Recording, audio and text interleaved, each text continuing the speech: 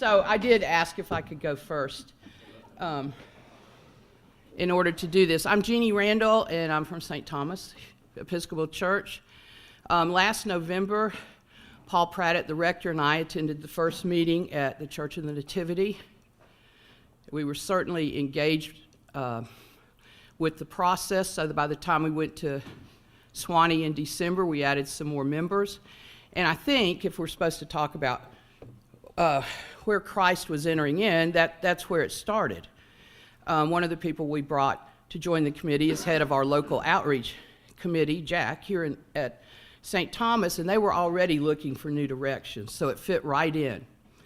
After those meetings, we came back, and we ultimately ended up with 8 people on the committee. Our initial meetings in January and February, we all really thought we would end up with a program that had to do with feeding school children. But as we met and discussed, we went out among the community. Jack is very active in knowing the community agencies, so he suggested and set up people to go meet with out in the community and talk to these leaders and these agencies to find out what it is we could do right outside the doors of St. Thomas here in Southeast Huntsville. And from the very first agency and all the way through the police department, the elderly kept coming up as an area of concern in Southeast Huntsville.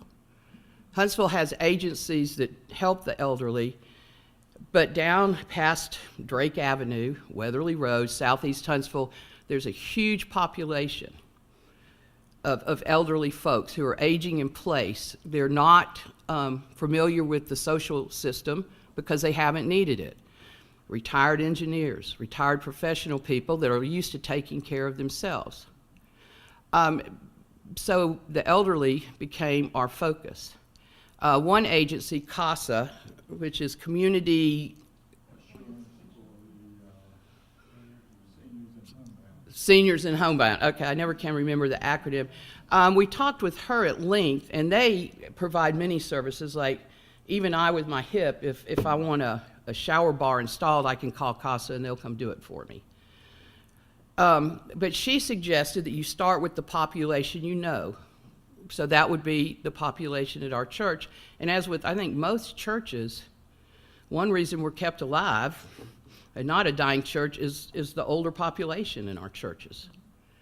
So that's what we did, and we came up with, we committed ourselves to 4 luncheons. We call it Lunch and Serve because it came out of our committee that these people are active. We have a lot of people couldn't come to our first meeting because, oh, I'm sorry, I'm 80, but I'm volunteering in the NIC unit today, or I have this to do. So we wanted to appeal to a population. At first, we tried not to call it senior or elderly. We thought, oh, having a luncheon, that kind of knocks you down to you can't be working. But we also knew they like to do service projects, so we brought a service project in. So that's why we call it Lunch and Serve.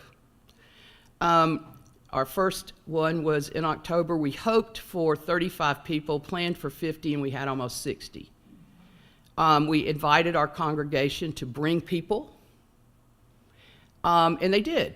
We came, we had a presentation from CASA, we served the food, and then they had a service project that they did in the parish hall. Some of it you could sit there and write notes to include in these lunch bags, or you could be the ones to pack the lunch bags. I come from an education background, so I had decided we needed exit slips. So every table had pads of paper and stuff, and so as you had thoughts, you wrote down any suggestions or what would you like to hear about. So it was a way for them to tell us what they needed. Another thing we came up with, we'd had some people suggest that, gosh, as an older person, they'd like to know who to call when things were breaking around the house. So one of our committee members gathered from parishioners a list of trusted vendors who can fix your roof, who can do your gutter. Again, that was responsive to them. Our next activity will be a week from tomorrow, another lunch and serve, and we hope to have about 75 people. But we'll have a speaker, we'll have another service project. And from this, I mean, I don't know if you talk later about the hopes and aims, but we want to continue expanding on what we will do for this population and what they need. We want to listen to them. And we try to have a committee member at every lunch table so they can engage in conversation. So, anyway, thank you.